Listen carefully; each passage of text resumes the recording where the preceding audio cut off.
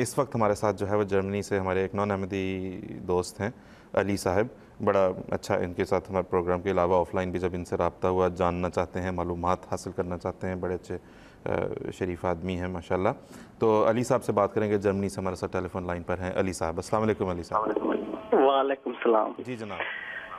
Sir मैंने सवाल करने से पहले ना, आप ये जो मुबल्लिग इंचार्ज है, मुझे इनका नाम नहीं आता। इनका नाम है जी ताल मुजीब राशिद साहब। जी जी, वो जब हज़रत सल्लल्लाहु अलैहि वसल्लम का नाम लेते हैं ना, तो एंड पे नरमाल आता है फरमाते हैं, क्योंकि वो आपको तो पता है कि जब ये मिर्जा साहब का नाम लेते ये कहते हैं मिर्जा साहब ने फरमाया। जब हज़रत सल्लल्लाहु अलैहि वसल्लम का नाम आता है तो ये कहते हैं वो उन्होंने ये कह रहे हैं, ये कहा है सॉरी ये कहा है। अगर आपको मेरी बात पे यकीन नहीं, आप यही प्रोग्राम दोबारा अच्छा देखें, उसमें अली साहब देखें, उसमें यकीन वाली बात कोई नहीं है। मैं आपको बता देता हूँ, हमें बचपन से जुमा हर अहमदी को ये सिखाया जाता है, हम इसके ऊपर अल्लाह के फजल से अमल भी करते हैं। आप इस प्रोग्राम को रिवाइंड करके देखने की बात कर रहे हैं।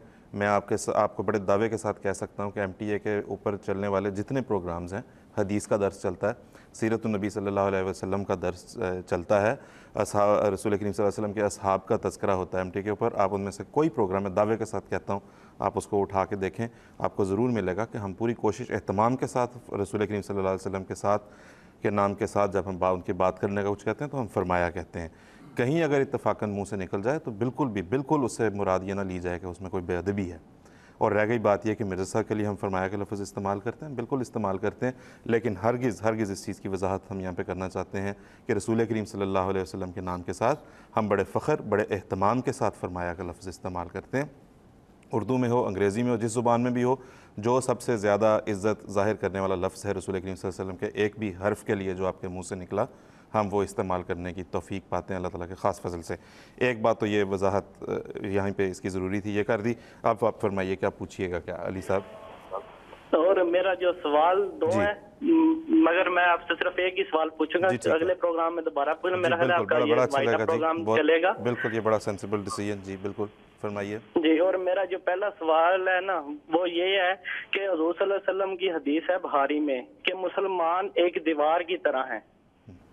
तो अगर हमारे एक मुसलमान मुल्क पर हमला कोई गैर करता है, कोई फाई करते हैं, जैसे अब अफगानिस्तान में ताज़ा मिसाल लेते हैं, अफगानिस्तान या इराक में है, और हमारे मुसलमान भाई अपने मुसलमान भाइयों के लिए, उनकी मदद के लिए, जिहाद के लिए जाते हैं और उधर जाकर उनके साथ लड़ते हैं, क्या ये चीज़ गलत है? और दूसरा जो है कि वो क्या कहते हैं, सुसाइड बॉम्बिंग की बात हो रही है। सुसाइड बॉम्बिंग की बात ये है, अगर आदमी के पास कोई हथियार नहीं है, उसके पास उसके माँ बाप जो है शहीद कर दिए गए हैं बमबारी के जरिए, और वो जो है वो कहता है मैंने इनको छोड़ने, वो जाकर इन क्या कहते हैं, ये मुस्लिम जो गैर मुस्लिम फौजी हैं, ईसाई जो फौजी हैं, उनके उधर जाकर अपने आप को उड़ा लेता है। तो आप क्या कहते हैं, ये गैर मुस्लिम बात में, क्योंकि वो उनके खिलाफ लड़ रहा है, जिहाद कर रहा है। तो जी ये मेरा सवाल है। अच्छा जी, ठीक है। मोमिन साहब, आप अगर इस पर कुछ है कि हर लड़ाई जो होती है ना, उसको जिहाद का नाम नहीं दिया जाता।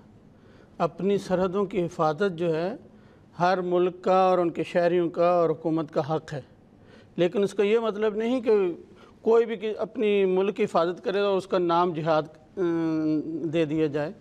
इन जिहाद के लिए बाद शराइत हैं कि इमाम हो वो इज़्न दे, और फिर खुदा ताला कुरान शरीफ में फरमाता है कि जिहाद के लिए तैयारी करो। अइद्दुलहुम मस्तताअतुम मिन क़ुव्वतिन व मिन रिबातिल ख़ैल, कि पूरी तैयारी करो।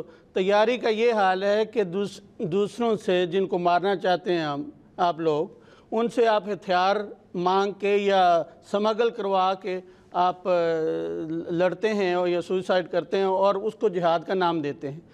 भाई इन यहूदियों से सीखें, कम से कम हज़रत खलीफा राबे फरमाया करते थे कि इन्होंने 2000 साल तैयारी की है। पहले तैयारी करो, दुश्मन के मुकाबले अपना दुश्मन के मुकाबले पे अपना तैयारी का सामान करो और फिर उससे लड़ो।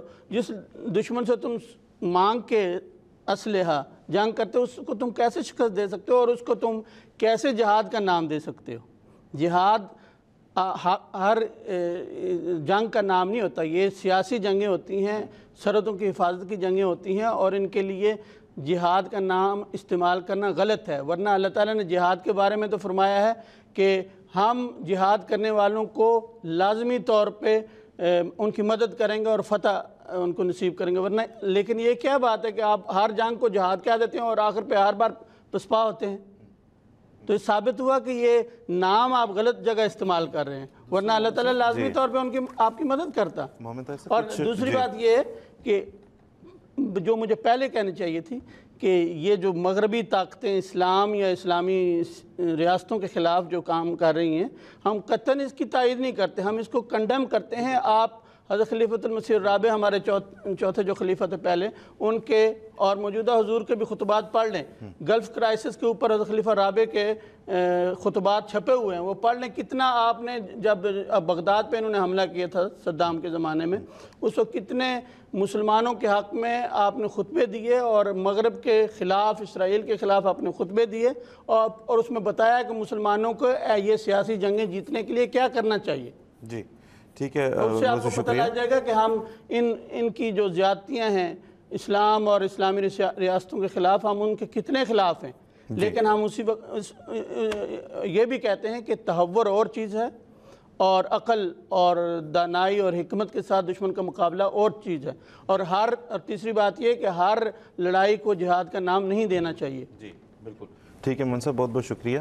اور دوسرا یہ کہ جو ابھی کچھ مہینے پہلے حضرت امیر المومنین خلیفۃ المسیح الخامس سید اللہ تعالیٰ بن نصر عزیز نے ایک خطبے میں جس چیز کی طرف نشاندہی فرمائی، بڑا بصیرت افروز نقطہ تھا۔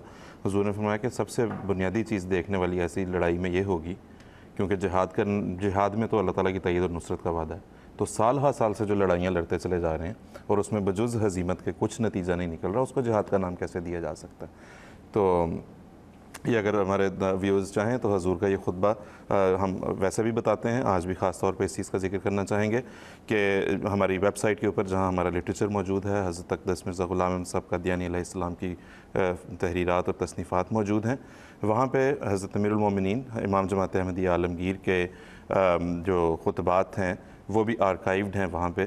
تو اس میں آپ اگر سرچ کریں کی ورڈ ڈال کے، مثلا اگر آپ جہاد کے نام سے سرچ کرتے ہیں تو آپ کو ایسے خطبات جس میں جہاں پہ حضرت صاحب نے جہاد کا ذکر فرمایا ہے وہ آپ کے سامنے آ جائیں گے، کیونکہ فی زمانہ ہدایت اور رہنمائی اور رشد کا سب سے بڑا ذریعہ حضرت مسیح موعود علیہ الصلوۃ والسلام کے خلیفہ ہیں۔ تو آپ سے ہم درخواست کریں گے، ہم چاہیں گے کہ اگر آپ چاہتے ہیں کسی بھی موضوع پر تو ضرور جا کے جو ہے وہ اس ہدایت اور رہنمائی کے سرچشمے سے ضرور فیض حاصل کریں۔ علی صاحب نے یہ جو سوال کیا تھا، اس سلسلے میں دو چھوٹی سی باتیں میں ذکر کرنا چاہتا ہوں۔ ایک، وہ شروع میں بات کر رہے تھے کہ مسلمان کو اپنے دوسرے مسلمان بھائی کی مدد کرنی چاہیے، بڑی صحیح بات ہے، حدیث نبوی پر مبنی ہے، رسول اکرم صلی اللہ علیہ وسلم نے ارشاد فرمایا ہے، تو ضرور اس کی کرنی چاہیے۔ لیکن لوگ یہ بھول جاتے ہیں کہ اپنے مسلمان بھائی کی مدد دوسرے طریقوں سے بھی ہو سکتی ہے، لیکن ایک بہت بڑا طریقہ درد دل کے ساتھ ان کے لیے دعا کرنا ہے، ان کی صحیح رہنمائی کرنا ہے، صحیح طور پر ان کو بتانا ہے کہ کیا طریق تم نے اختیار کرنا ہے۔ یہ جن خطبات کا آپ ذکر کر رہے ہیں خلیج کے بارے میں، حضرت خلیفۃ المسیح رابع رحمہ اللہ تعالیٰ نے ہمیشہ ساری امت مسلمہ کو نہایت درد مندی کے ساتھ دعائیں بھی کی اور ان کی رہنمائی بھی کی۔ تو یہ ہے صحیح مدد جس پر اللہ تعالیٰ کے فضل سے جماعت احمدیہ کاربند ہے۔ ایک بات انہوں نے ضمناً کی کہ اگر وہاں پہ ظلم ہوتا ہے اور کوئی شخص بڑا جذبات سے بے قابو ہو کر جا کر چلا جاتا ہے اور اپنی جان قربان کر دیتا ہے، بات یہ ہے ایک تو قانون کو اپنے ہاتھ میں لینے والی بات ہے، دوسرا یہ ہے کہ اگر کسی جگہ ظلم ستم ہو رہا ہے اور کوئی شخص غصے میں آ کر اپنے آپ کو مار لیتا ہے تو یہ کیا علاج ہوا؟